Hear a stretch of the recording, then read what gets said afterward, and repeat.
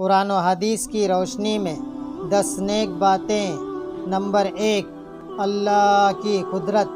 جگنو، اللہ تعالیٰ نے اس زمین میں مختلف قسم کے جاندار بنائے ہیں اور ہر جاندار کی خاصیت الگ الگ ہے۔ ہم اگر اپنی طاقت سے ایک چھوٹا سا بلب بھی جلانا چاہے تو بغیر بجلی کے نہیں جلا سکتے، لیکن اللہ تعالیٰ نے صرف اپنی قدرت سے ایک چھوٹا سا کیڑا جگنو بنایا جو اپنے اندر روشنی لے کر چلتا ہے۔ یہ اللہ کی قدرت کا ایک زبردست کرشمہ ہے۔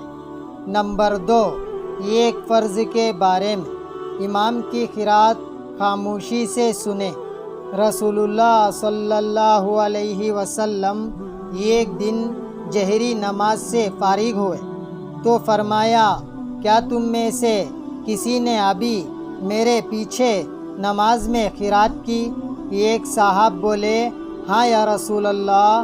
حضور صلی اللہ علیہ وسلم نے فرمایا، جبھی تو میں اپنے دل میں کہہ رہا تھا کہ کیوں مجھے قرات کے پڑھنے میں الجھن اور پریشانی ہو رہی ہے۔ اس کے بعد سے لوگوں نے جہری نمازوں میں قرات کرنا چھوڑ دیا۔ ایک روایت میں ہے کہ حضرت عمران بن حسین رضی اللہ عنہ فرماتے ہیں کہ رسول اللہ صلی اللہ علیہ وسلم نے ہمیں ظہر یا عصر کی نماز پڑھائی، پھر فرمایا، تم میں سے کسی شخص نے میرے پیچھے سورہ اعلیٰ پڑھی؟ ایک صاحب بولے، میں نے، اور میرا ارادہ نیک ہی تھا۔ آپ صلی اللہ علیہ وسلم نے فرمایا، اب میں جان چکا کہ تمہارے ہی وجہ سے مجھے قرات میں الجھن ہو رہی تھی۔ نمبر 3، ایک سنت کے بارے میں۔ تشہد کے بعد درود پڑھنا۔ حضرت ابو ہریرہ رضی اللہ عنہ فرماتے ہیں کہ رسول اللہ صلی اللہ علیہ وسلم نے فرمایا، اے ابو ہریرہ، جب تم نماز میں بیٹھو تو تشہد اور مجھ پر درود نہ چھوڑو، ضرور پڑھو، کیونکہ یہ نماز کی زکوٰۃ ہے، اور تمام انبیاء ورسل اور اللہ کے نیک بندوں پر سلام بھیجو۔ نوٹ: قاعدہ، آخر میں تشہد کے بعد مطلق درود پاک پڑھنا سنت ہے، لیکن درود ابراہیمی پڑھنا بہتر ہے۔ نمبر 4، ایک اہم عمل کی فضیلت۔ نیک ارادے پر ثواب۔ رسول اللہ صلی اللہ علیہ وسلم نے فرمایا، جو آدمی پاک و صاف ہو کر اپنے گھر سے کسی نیکی کے ارادے سے نکلے تو اس کو حاجی کے برابر ثواب ملتا ہے، اور جو آدمی صرف نماز چاشت پڑھنے کے ارادے سے چلے تو اس کو عمرہ کرنے والے کے برابر ثواب ملتا ہے۔ نمبر 5، ایک گناہ کے بارے میں۔ کسی کی بات کو چھپ کر سننا۔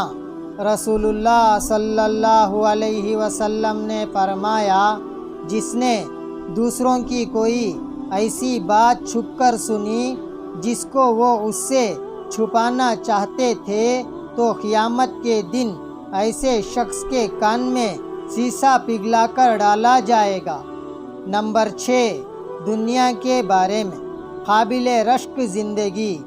رسول اللہ صلی اللہ علیہ وسلم نے فرمایا، میرے نزدیک، یعنی میرے دین و مذہب کے اعتبار سے، میرے دوستوں یعنی تمام مومنین میں نہایت قابل رشک وہ مومن ہے جو مال و دولت کے اعتبار سے نہایت ہلکا ہو، یعنی بہت کم مال والا ہو، اور خوش نصیب ہو نماز کے اعتبار سے، یعنی اپنے پروردگار کی عبادت خوبی کے ساتھ کرتا ہو۔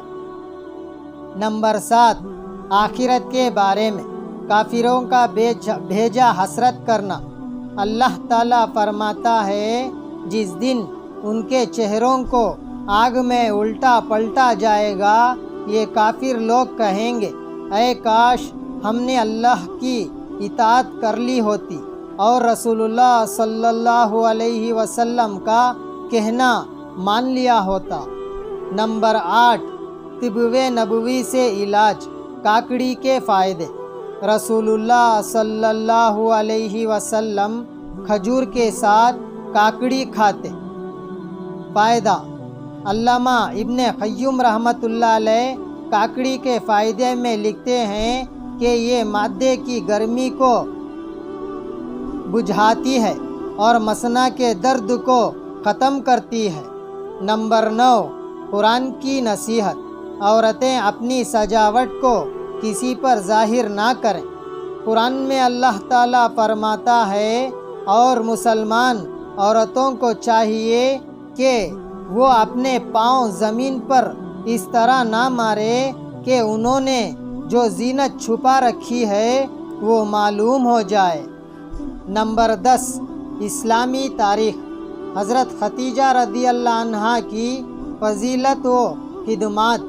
ام المومنین حضرت خدیجہ رضی اللہ عنہ کو جو فضل و کمال اللہ تعالیٰ نے عطا فرمایا تھا اس میں قیامت تک کوئی خاتون شریک نہیں ہو سکتی۔ انہوں نے سب سے پہلے حضور صلی اللہ علیہ وسلم کی نبوت کی تصدیق کرتے ہوئے ایمان قبول کیا۔ سخت آزمائش میں آپ صلی اللہ علیہ وسلم کا ساتھ دینا، اسلام کے لیے ہر ایک تکلیف کو برداشت کرنا، رنج و غم کے موقع پر آپ کو تسلی دینا، نیکی اور سعادت سمجھ کر اپنا مال قربان کرنا، یہ ان کی وہ صفات ہے جو انہیں دیگر امہات المومنین سے ممتاز کر دیتی ہے۔ اللہ تعالیٰ نے جبرائیل امین کے ذریعے انہیں سلام بھیجا۔ خود پیغمبر صلی اللہ علیہ وسلم نے فرمایا، خدا کی قسم مجھے خدیجہ سے اچھی کوئی بیوی نہیں ملی۔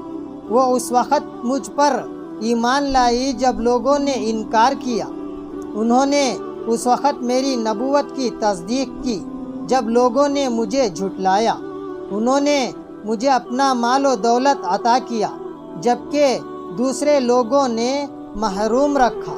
حقیقت یہ ہے کہ ابتدائی اسلام میں انہوں نے دین کی اشاعت و تبلیغ میں اپنی جانوں و مالی خدمات انجام دے کر پوری امت پر بڑا احسان کیا ہے۔ اللہ تعالیٰ نے اس کا بہترین بدلہ عطا فرمائے، آمین۔ 10 نبوی میں 60 پر 5 سال کی عمر میں وفات پائی اور مکہ کے ہجوم نامی قبرستان یعنی جنت المعلا میں دفن کی گئی۔ اللہ رب العزت کہی سنی باتوں پر عمل کی توفیق عطا فرمائے۔ اس چینل کو سبسکرائب کرے اور زیادہ سے زیادہ شیئر کرے۔